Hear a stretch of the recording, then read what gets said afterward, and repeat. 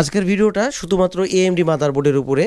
এর আগে আমি অনেকগুলো ভিডিও করছি যেগুলো ম্যাক্সিমামই ইন্টেল মাদারবোর্ডের এবং ইন্টেল মাদারবোর্ডের যে ওয়ার্কিং প্রসেস সেই বিষয়গুলো নিয়ে। তো আজকে AMD মাদারবোর্ড কিভাবে কাজ করে অথবা এটার ওয়ার্কিং প্রসেস কি, ভোল্টেজগুলো সম্পর্কে আলোচনা করব। আশা করি ভিডিওটা ভালো লাগবে। তো যদি ভালো লাগে তাহলে অবশ্যই একটা লাইক দিয়ে দিবেন, আর আমাদের এই চ্যানেলে আজকে যারা প্রথম ভিজিট করতেছেন অবশ্যই চ্যানেলটা সাবস্ক্রাইব করে দিবেন। তো AMD মাদারবোর্ডের আমরা যেই প্রবলেমটা বেশি পাই সেটা হলো নো ডিসপ্লে। ম্যাক্সিমামই পাই নো ডিসপ্লে, এরকম ফ্যান অন হয় চলে কিন্তু আপনার হলো ডিসপ্লে আসে না। তো এইটা হচ্ছে MSI এর এখানে মডেল দেওয়া আছে প্রত্যেকটা মাদারবোর্ডের। এটা হলো B450 মোটর ম্যাক্সের মাদারবোর্ড। তো মাদারবোর্ডগুলোর মডেল দেওয়া আছে। এই মাদারবোর্ডটা এখন ওকে একদম, এটা হলো B450 Pro VDS AMD Ryzen 3। আচ্ছা, এখন এই মাদারবোর্ডটা আমাদের কাছে যেমন নো ডিসপ্লে প্রবলেমে আসছিল। তো এই মাদারবোর্ডের কি হয়েছিল অথবা কি সমস্যা এই বিষয়ে কথা বলার আগে আমি কয়েকটা বিষয় নিয়ে কথা বলি। যদি কোনো কারণবশত আমি আপনার শুধুমাত্র ভোল্টেজ সিকোয়েন্স নিয়ে মাদারবোর্ডের ভিডিও আমি যদি পাবলিশ করি তাহলে সেই ভিডিও কিন্তু ভিউ হয়, কিন্তু যদি কোনো কারণে আপনার বায়োস রিলেটেড ইস্যু দিয়ে আমি যদি ভিডিও পোস্ট করি তাহলে কিন্তু ভিউ হয় না। তো ভাই এই মাদারবোর্ডগুলোর কিন্তু অনেক বায়োস করাপ্টেড হয়ে যায়।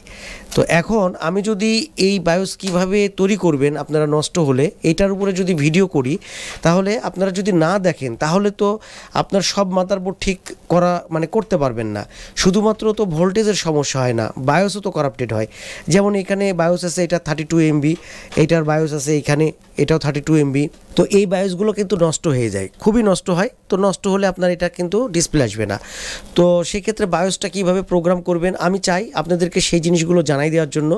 কিন্তু আপনারা বায়োস রিলেটেড কোনো যদি ভিডিও পোস্ট করি তাহলে কিন্তু একেবারেই ভিউ কম হয়। তো যদি আমি ভোল্টেজের উপরে ভিডিও পোস্ট করি ভিডিও দিই তাহলে সেক্ষেত্রে সেগুলোর অনেক ভিউ হয়। এখন মাদারবোর্ড রিপেয়ার করতে চাইলে কিন্তু দুটোই জানতে হবে, একটা হলো এর ওয়ার্কিং প্রসেস এবং ইন্টেলের যদি বোর্ড হয় ইন্টেলের এবং AMDর হলে AMDর বায়োস কীভাবে প্রোগ্রাম করবেন। সেটা ল্যাপটপের ক্ষেত্রেও এই একই বিষয়। আমি লাস্ট যে দুটো ভিডিও দিয়েছি ডেলের 11 জেনারেশন এবং 840 G6 এবং হলো জেটবুক 40 নিউ G6, এই বায়োস রিলেটেড ইস্যুর ভিডিও দিলে কিন্তু ভিউ হচ্ছে না। তো সেই ক্ষেত্রে আপনাদেরকে কিন্তু বায়োসেরও ভিডিও দেখতে হবে, তাহলে পরিপূর্ণভাবে আপনারা এই বিষয়গুলো সলভ করতে পারবেন। তো এই মাদারবোর্ড যেটা বলতেছিলাম, যে এই মাদারবোর্ডগুলো বিশেষ করে আপনার হলো নো ডিসপ্লে হয়। সবচেয়ে বেশি প্রবলেম হয় সেটা হলো আপনি যখন অন করবেন দেখবেন এখানে ডিবাগ এলইডি আছে। এই ডিবাগ এলইডির CPU এলইডিটা এটা গ্লো করে থাকে, জ্বলে থাকে। আমি আপনাদেরকে একটা ইনফরমেশন দিই, যদি এই ডিবাগ এলইডির CPU এলইডি জ্বলে থাকে তার মানে CPU সেকশনে প্রবলেম আছে। তারপরে এখানে আছে DRAM, র্যামের যদি র্যাম না নিতে পারে, র্যাম চিনতে না পারে তাহলে র্যামের এই এলইডিটা গ্লো করে। এরপরে আছে VGA, যদি ডিসপ্লে চলে আসে ভিজের বাতিটা জ্বলে নিভে যাবে এবং ফাইনালি লাস্টে যদি ডিসপ্লে আসে তাহলে এই বুট এলইডিটা জ্বলবে।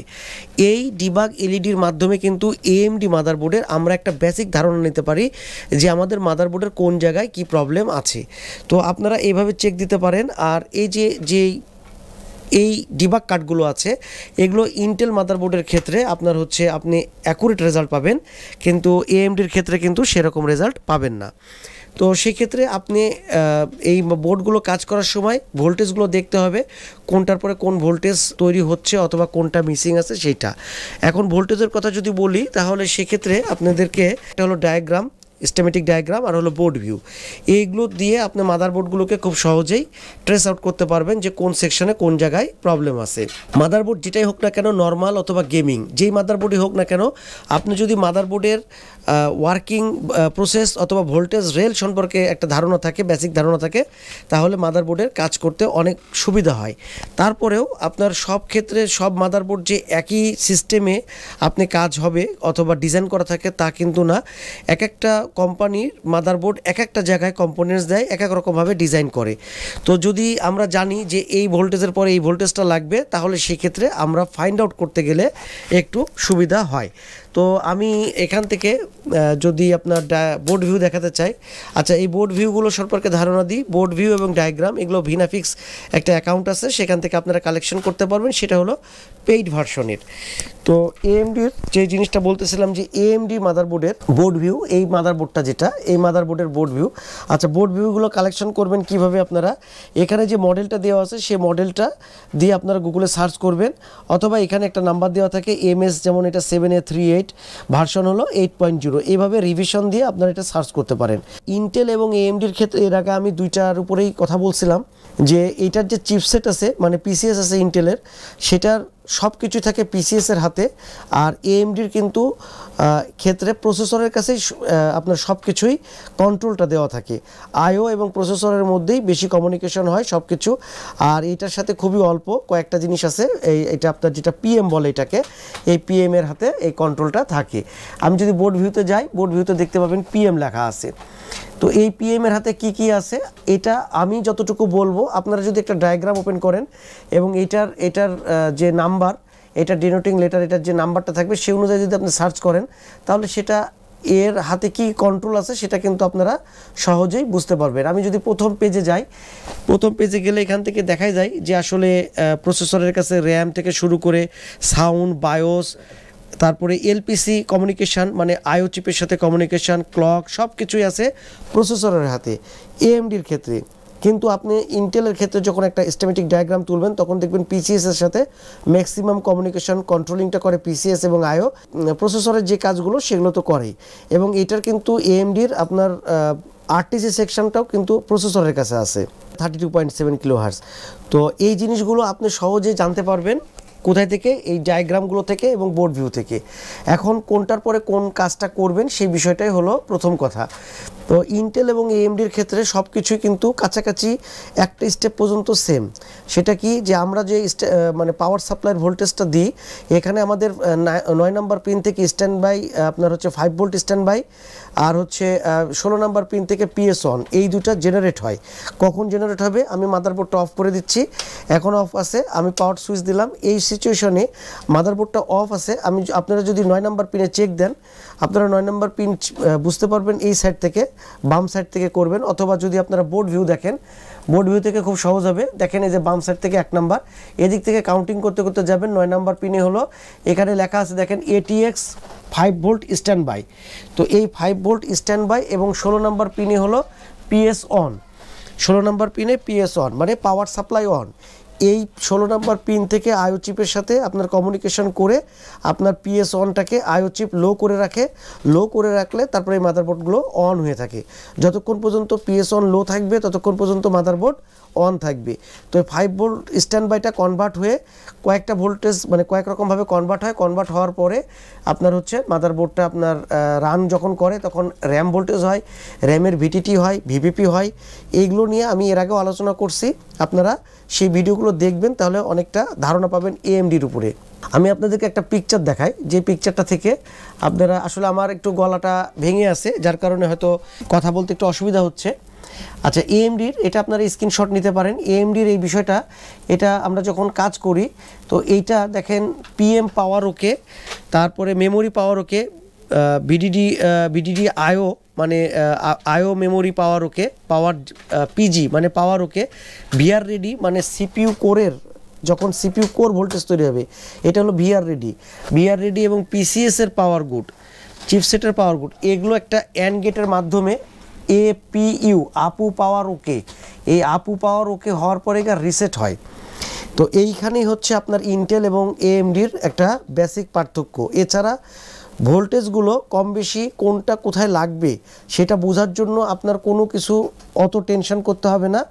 আপনি জাস্ট যদি একান্তই কোনো কিছু না জানেন তো আপনি সাধারণত ধরে নেবেন, যদি বোর্ড ভিউ নিতে পারেন তাহলে তো ভালো। র্যাম সেকশনে যা আছে র্যামের ভিটিটি, র্যামের ভিভিপি 2.5, দেখেন এই জিনিসগুলো র্যামের জন্য লাগে। মাদারবোর্ড যে কোম্পানির হোক না কেন, এমএসআই হোক, আসুস হোক, গিগাবাইট হোক, র্যাম যেহেতু DDR4, অতএব DDR4-এর জন্য যে রিকোয়ারমেন্টস সেই রিকোয়ারমেন্টস কিন্তু তাকে দিতেই হবে, কোম্পানিকে দিতেই হবে। অতএব সেই ডিজাইনটা তাকে করা লাগবে, মানে র্যামের জন্য যা যা ভোল্টেজ সেটা তাকে দিতে হবে, চিপসেটের জন্য যেই ভোল্টেজ সেটা তাকে প্রোভাইড করতে হবে। সেটা এখানে কয়েল দিয়ে দিতে পারে, এখানে দিতে পারে, অথবা এখানে দিতে পারে। স্থান চেঞ্জ থাকতে পারে। এখন কোথায় কি আছে আপনি কোনো অসুবিধা হবে না কাজ করার সময়। যদি আপনি ধরেন বোর্ড ভিউ নেন তাহলে দেখবেন যে লেখা আছে চোখ। এই যে চোখ, চোখ মানে হচ্ছে কয়েল, এই যে এই কয়েলগুলোকে বলছে চোখ। তো এই চোখে কি আছে আপনি এখানে যদি ক্লিক করেন তাহলে এটাতে কত ভোল্টেজ হবে 1.05 এখান থেকে দেখতে পাবেন 1.05 প্রত্যেকটা জায়গাতে আপনি এখানে ক্লিক করলে কত ভোল্টেজ না হবে সব কিছু। যেমন এখানে লেখা আছে এল ভিপিপি হচ্ছে 2.5 ভোল্টেজ হয় র্যামের জন্য। তো এইভাবে একটা একটা করে আপনি দেখতে পারবেন। এবং এটা হচ্ছে সিপিইউ কোর সেকশন, এখানে লেখা আছে মসফেট, হাই মসফেট থাকে, লো মসফেট থাকে। তো এইগুলো আপনার ভিআরএম সেকশনটা কখন কাজ করবে, আপনার প্রিভিয়াস যতগুলো ভোল্টেজ আছে সেই ভোল্টেজগুলো পাস করার পরে আপনার ভিআরএম সেকশনটা অ্যাক্টিভেট হবে। ভিআরএম সেকশনটা অ্যাক্টিভেট হলে তারপরে আপনার তারপরে যেই কাজগুলো আছে ভিআর পাওয়ার গুড থেকে শুরু করে সব কিছু আপনার হবে, মানে ভিআর পাওয়ার গুড হবে, এনসিএস পিসিএস পাওয়ার ওকে হবে। যদি মনে না থাকে আপনারা এই যে স্ক্রিনশট আমি একটু ছোট করে দিই, এটার একটু স্ক্রিনশটটা নিয়ে রাখেন। এইটা থেকে আপনারা দেখতে পাবেন যে আসলে এটার সিকোয়েন্সটা কি। আচ্ছা, কাজের সময় কিন্তু আপনার এই সিকোয়েন্সটা অনেক সময় কিন্তু মানে মাথায় আপনি রাখতে পারেন, কিন্তু এটা যে 100% আপনার কাজে আসবে সেটা কিন্তু না। এই কারণে যে অনেক সময় অনেক কিছু কিন্তু এইরকম মানে ছবি যেটা এইটারও বাইরে রেখে আমাদেরকে কাজ করতে হয়। তবে আপনার যদি কোনো কারণবশত সিপিইউ রিসেট না হয় তাহলে তো ডিসপ্লে আসবে না। তো সিপিইউ রিসেট না হলে কি দরকার, এপিইউ পাওয়ার ওকে দরকার। এপিইউ পাওয়ার ওকে কখন হবে, যখন সবগুলো পাওয়ার গুড হবে। আচ্ছা, এখন এই জিনিসটা কখন আমি কনফার্ম হতে পারবো, এটার কনফার্মেশন জন্য আপনি যদি ভিআর অনে যান, আপনি এই মাদারবোর্ডটা যে আমাদের কাছে আসছিল এই মাদারবোর্ডটা কী কাজে আসছে, নো ডিসপ্লেতে, ঠিক আছে। এই সিপিইউ এলইডিটা এটা জ্বলেছিল, তো সিপিইউ এলইডিটা এটা নিভে গেল। যদি র্যামটা খুলে দিই র্যামের লিডটা জ্বলে থাকবে, এরপরে বুট এই ভিজিয়ে তারপরে বুটে চলে যাবে। এই যে এখানকার এলইডিটা, এখান থেকে একটা ধারণা পাওয়া যায় যে বোর্ডটা কোন সিচুয়েশনে কী অবস্থায় আছে। তো এই যে ডিসপ্লেটা কিন্তু চলে আসছে। এখন সিপিইউ যদি এলইডি জ্বলে যায় তাহলে সেক্ষেত্রে আপনি সিপিইউ কোর সেকশনটা চেক করা শুরু করলেন যে আমার সিপিইউ সেকশনে এই যে কয়েলগুলো আছে এটার ব্যাক সাইডে গিয়ে একটা মিটার একটা প্রব গ্রাউন্ডে রেখে আপনি আরেকটা প্রপ দিয়ে আপনি কি করবেন, কয়েলগুলো চেক করবেন যেখানে ভোল্টেজ তৈরি হচ্ছে কিনা। ভোল্টেজ প্রসেসর অনুযায়ী হবে, প্রসেসরের স্পিড প্রসেসর। আচ্ছা, আমার এটা তো লকটা খোলা আছে, আমি একটু দেখানোর চেষ্টা করি সিপিইউ কোরের ভোল্টেজটা। আচ্ছা, এটা যদি ব্যাক সাইড করি হয়তো পড়েও যেতে পারে, চেষ্টা করি একটু ব্যাখ্যা করে দেখানোর জন্য আপনাদেরকে। সিপিইউ কোরের ভোল্টেজ মিটারটার সাথে দেখাই একসাথে। তো আপনাদেরকে এই যে 1.3 1.29 দেখতে পাচ্ছেন, তারপরে আর একটা কয়েলে দিচ্ছি আমি, দেখেন 1.29 এরকম। আমি কিন্তু নিচে কয়েল চেঞ্জ করতেছি, এই যে এই কয়েলগুলোতে চেক করতেছি, মানে আমার সিপিইউ কোরটা আছে, একটু ভালো করে প্রপটা লাগেনি। তো এই যে তো সিপিইউ কোর আছে বলে আমার সিপিইউ যে এলইডিটা সেটা কিন্তু জ্বলছে না। তাহলে এইখান থেকে এই মাদারবোর্ডগুলোর কাজ করা অনেক সহজ।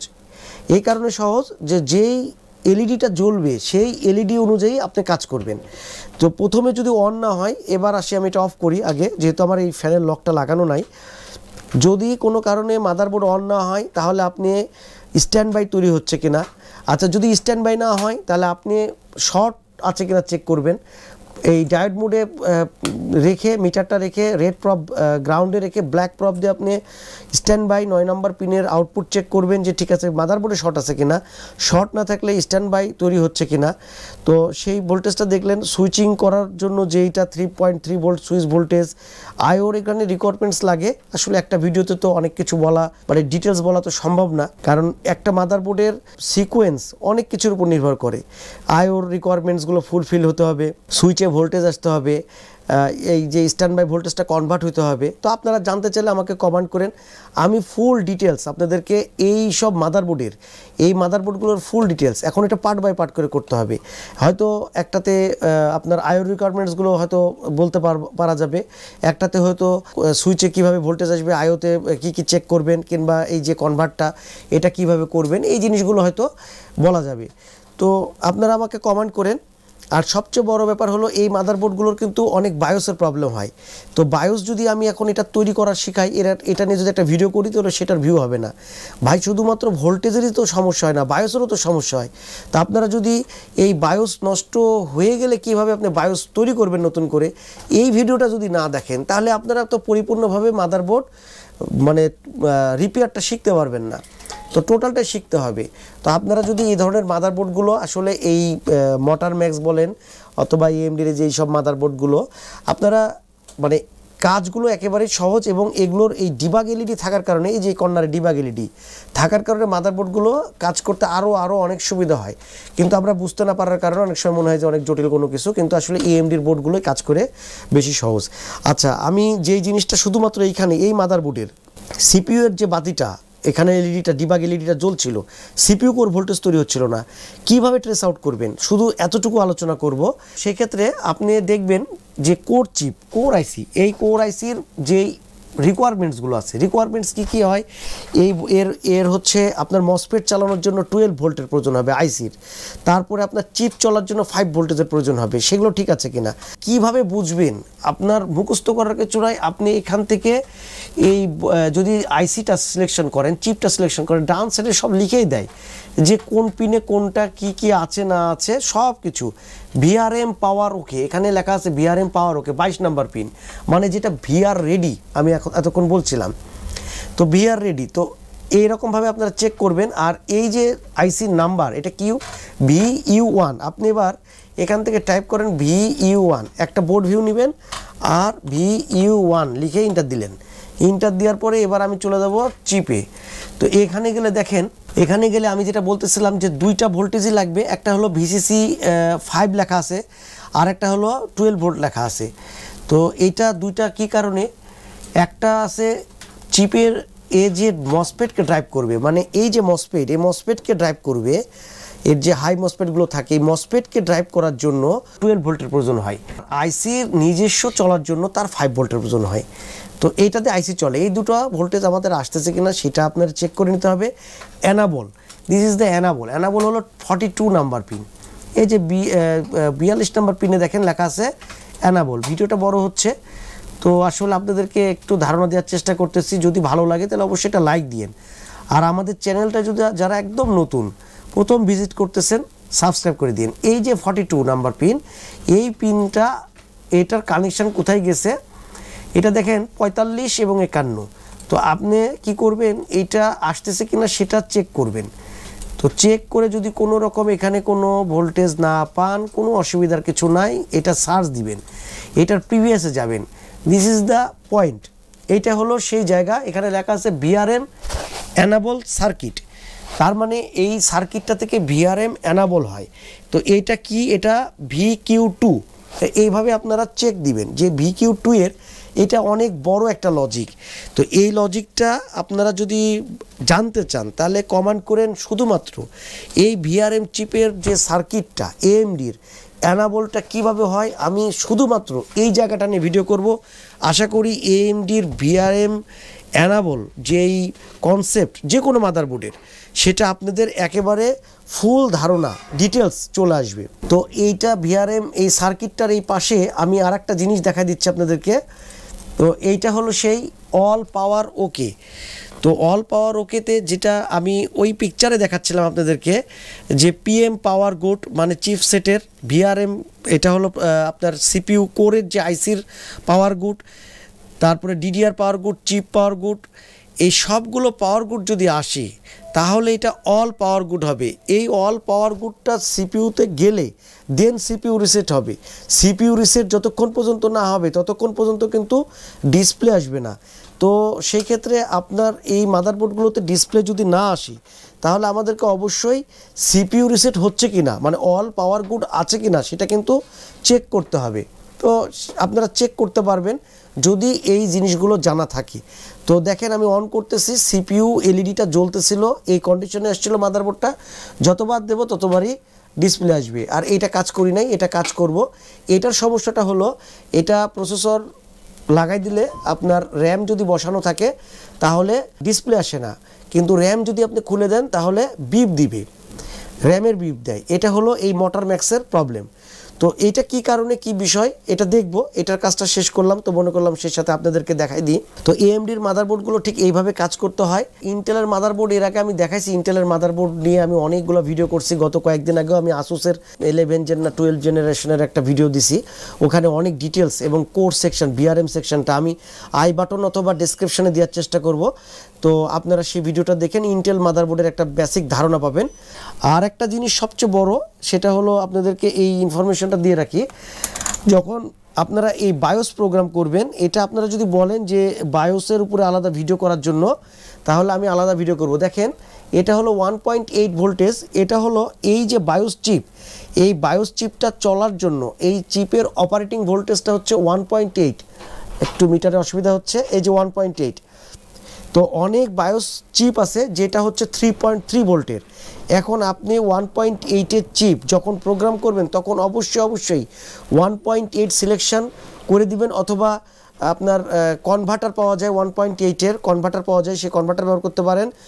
অথবা আপনি যদি এসভট প্রোগ্রামার, মানে এই যে এই প্রোগ্রামারটা আমি দেখাই দিই আপনাদেরকে, এই প্রোগ্রামারটাতে কিন্তু আপনার 1.8 ভোল্টেজ সিলেকশন করা যায়। তো 1.8 সিলেকশন করে দিয়ে করলে চিপ নষ্ট হওয়ার সম্ভাবনা কম থাকে। 32 MB চিপ আপনি প্রোগ্রাম করতে যায় নষ্ট করলে কিন্তু মাদারবোর্ডই বাদ, মানে আপনাকে আবার একটা চিপ অ্যারেঞ্জ করে তারপরে প্রোগ্রাম করতে হবে। তো আপনার ভুলের কারণে কিন্তু একটা চিপ প্রোগ্রাম করতে গিয়ে নষ্ট হয়ে যেতে পারে। তো এই চিপগুলো কিভাবে প্রোগ্রাম করতে হয় আপনারা চাইলে কমান্ড করেন, কারণ এইসব মাদারবোর্ডে অনেক এই বায়োস চিপগুলো নষ্ট হয়ে যায়। তো আপনারা তো মানে বায়োসের উপরে যদি আমি এখন এই মাদারবোর্ডের বায়োসটা কিভাবে করা যায় কিংবা কিভাবে করতে হয় কেটে গেলে, এটার ভিডিও করলে আপনারা আর দেখবেন না, তাহলে তো মাদারবোর্ড পরিপূর্ণভাবে বুঝতে পারবেন না যে না সবসময় তার ভোল্টেজের সমস্যা না, বায়োসেরও তো হয়। তা আপনি যদি ওই ভিডিওগুলো না দেখেন তাহলে সেক্ষেত্রে তো আসলে ওগুলো শিখতে পারবেন না। তো যাই হোক, এইটার যে প্রবলেম ছিল সেই প্রবলেমটা আলহামদুলিল্লাহ এটা সলভ হয়ে গেছে। তো ম্যাক্সিমামই আপনার এই এমএসআই না এএমডির মাদারবোর্ডে যেটা হয় সেটা হলো সিপিইউতে ভোল্টেজ অফ হয়ে যায়। এটা অনেকগুলো কারণে হয়, সেটা হলো প্রিভিয়াস ভোল্টেজ যদি না হয় তাহলে হতে পারে, অথবা ভিআর অন যেটা ভিআর অ্যানাবল যেটা সেটা যদি মিসিং হয় তাহলেও হতে পারে। এটা এই ভিআর অনে যেহেতু প্রবলেম ছিল সেটা রিকভার করছি, এখন সেটা কিভাবে করছি এই হিটসিং টিটসিং খুলে দেখাতে গেলে এটা আরও সমস্যা হবে। আমি শুধুমাত্র আপনাদেরকে ধারণা দিলাম যে আপনারা কোর আইসির, এই যে কোর আইসিটা এখানে আছে, যখন প্রবলেম হবে তখন কোর আইসির ভিসিসি এর ভিন ভোল্টেজ এর 512 ইনপুট ভোল্টেজগুলো আছে কিনা, অ্যানাবল আছে কিনা, এগুলো আপনারা চেক দিবেন, তাহলে সেক্ষেত্রে অনেকগুলো ক্লু পাবেন। যদি না থাকে তাহলে প্রিভিয়াস ভোল্টেজগুলো দেখবেন যে যেখানে যে ভোল্টেজটা থাকার কথা, এখন ধরেন এটা 0.85, এখন এইটা কি ভোল্টেজ কত হওয়া উচিত এটা ডায়াগ্রাম অথবা আপনি বোর্ড ভিউতে যান পেয়ে যাবেন, এটা নিয়ে কোনো টেনশন নাই। এটার জন্য কাউকে আপনাকে বলতে হবে না এটা 1.07 মানে 1.05, এটা কি ভোল্টেজ, এটা কেন লাগছে, এটা আপনি ডায়াগ্রাম দেখেন আপনি নিজে জানতে পারবেন। তো এগুলো কিন্তু আসলে খুব একটা জটিল বিষয় না, শুধুমাত্র আপনি একটা দুটা মাদারবোর্ডের উপরে যদি স্টাডি করেন তাহলে ম্যাক্সিমাম মাদারবোর্ড আপনি সলভ করতে পারবেন। আর এইসব মাদারবোর্ডের কিন্তু আরেকটা প্রবলেম হয়, সেটা হলো USB over current. USB over current problem কিন্তু আসুস মাদারবোর্ডে সবচেয়ে বেশি হয়। তো ইউএসবি ওভার কারেন্ট ভোল্টেজেরও আমার অনেকগুলো ভিডিও দেওয়া আছে, চাইলে সেটা দেখেন। আর যদি ইউএসবি ওভার কারেন্ট কেন হয় এই বিষয়গুলো যদি জানতে চান কমেন্ট করেন, আমি সেগুলোর উপরে আলাদাভাবে ভিডিও তৈরি করব। তো যাই হোক, আজকের ভিডিও অলরেডি অনেক বড় হয়ে গেছে।